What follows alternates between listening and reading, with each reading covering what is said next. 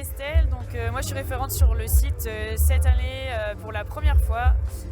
Donc référente artiste, coordinatrice, c'est gérer les mails, gérer également tout ce qui est horaire de passage, déterminer les artistes et la planification sur le vendredi et le samedi. Lucas Bourdin, donc je suis coprésident du MGAV Festival. Je suis entré en association du coup en 2019 en tant que référent du coup artiste et loge, et petit à petit j'ai monté les échelons comme on dit pour du coup devenir coprésident cette année avec Karianne. Ouais. Je m'appelle Anaëlle, j'ai rejoint le MGAV Festival avec Arnaud qui est mon copartenaire qui est référent buvette VIP. Ça fait 3 ans et voilà.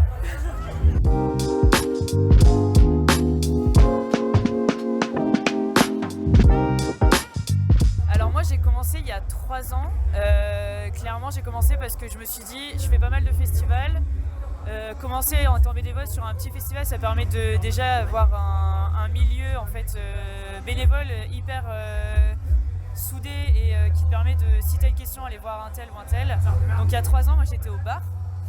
Donc c'est pareil, là c'est avoir une proximité avec du coup les festivaliers, avoir ces échanges aussi intéressants, autant festivaliers que bénévoles. L'année dernière, du coup, j'étais côté artiste, mais vraiment bénévole, donc pas référente.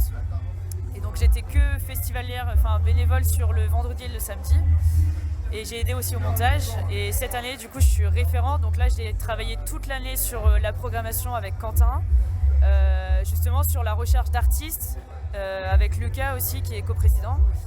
Et sur la recherche d'artistes, la programmation en tant que telle du vendredi, du samedi, la répartition, etc. Et c'est vrai que nous, le MGAV, comme je l'ai dit, c'est un petit festival et ce qui nous permet en fait d'avoir on est très soudés entre nous, on fait vachement de réunions, on finit souvent au J2C du coup à boire une bière juste après la réunion pour détendre un peu l'atmosphère, faire un point sur tous les pôles.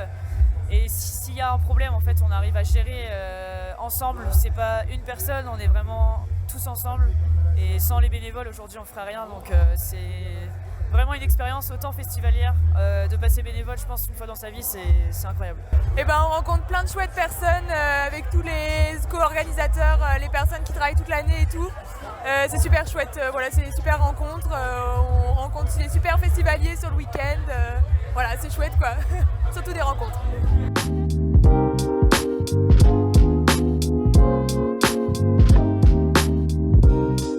Alors je remonte juste un peu quelques mois en arrière du coup. Donc c'est une édition qui était un peu complexe et différente des autres années parce qu'il y avait les JO, donc pas mal de décalage en termes de festivals.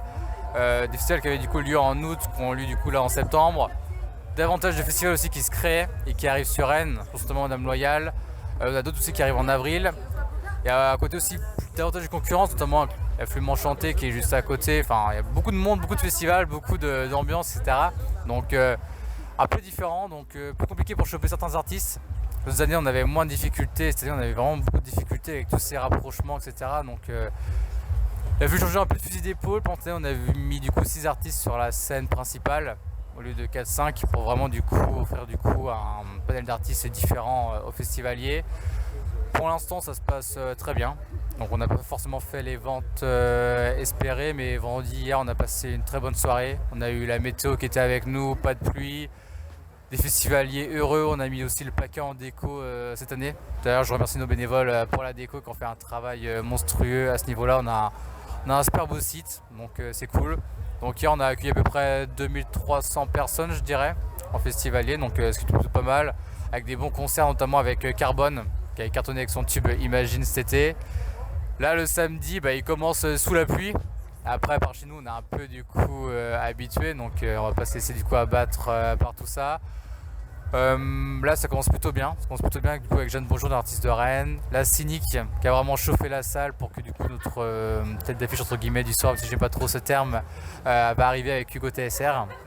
Donc pour l'instant ça se passe très bien, le chapiteau pareil se remplit bien, il y a du monde au bar, il y a du monde à la restauration, donc c'est parfait. On a plein de retours positifs aussi sur les festivaliers, soit sur le site, soit sur la restauration, enfin vraiment des festivaliers qui sont heureux quand même d'être là, et même aussi au niveau des bénévoles aussi. Enfin, je vois les bénévoles sont contents d'être là, et chaque année c'est vrai que c'est toujours les mêmes têtes qui reviennent parce qu'ils sont heureux de venir et c'est important et c'est cool. Ouais.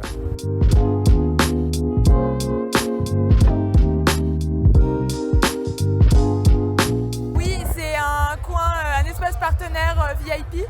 On a pour remercier les partenaires qui nous suivent depuis des années, ceux qui continuent de nous rejoindre. On a décidé de faire un espace un peu à l'intérieur du festival avec des espaces un peu cocooning et voilà, pour les remercier de nous suivre. Alors on fait bar, nous surtout. On vend de la bière, du vin, des softs, on fait des petites réductions sur la bière. Après on peut trouver des coins pour se poser, des petits canapés, une ambiance conviviale, voilà.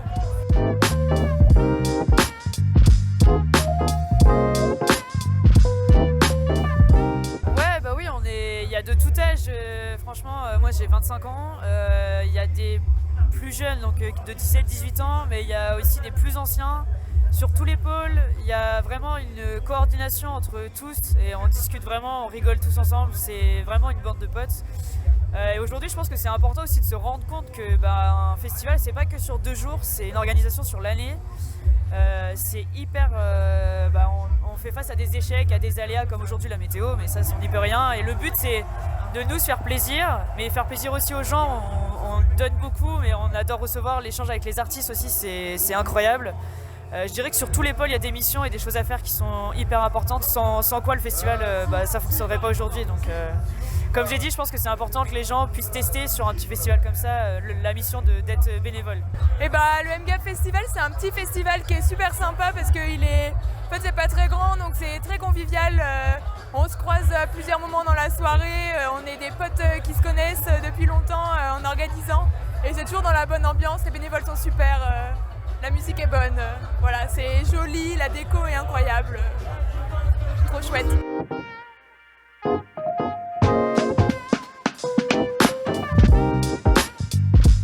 C'est ça, bon du coup, c'est vrai que pour revenir un peu en arrière, donc le MGAF au début c'était à la Clé des Champs, bon pour 3 éditions du coup. Ensuite on est passé du coup sur 2 jours en extérieur.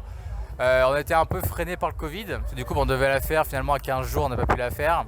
Donc on se projette, il y a plein de débats sur le nombre de festivals qu'on veut attendre, mais je pense que notre jauge de 3500 c'est à peu près la meilleure jauge pour nous parce que en moyenne on accueille forcément 2000 personnes par soir. On veut rester à ces zones là, puis on veut aussi rester à un festival à taille humaine. Je veux dire, on connaît plein de bénévoles, les festivals qu'on croise c'est pareil, on est vraiment un festival du coin, donc vraiment sur cette jauge là. Après on a déjà des pistes pour les artistes pour l'année prochaine, donc on travaille déjà dessus. Je pense qu'on essaiera de faire un plateau plus court avec 4-5 artistes, mais on essaiera de mettre ça du coup des plus gros noms. Donc on réfléchit, on va faire le bilan de cette édition, puis après on verra pour l'année prochaine, mais on est déjà en contact avec les artistes pour l'année prochaine en tout cas.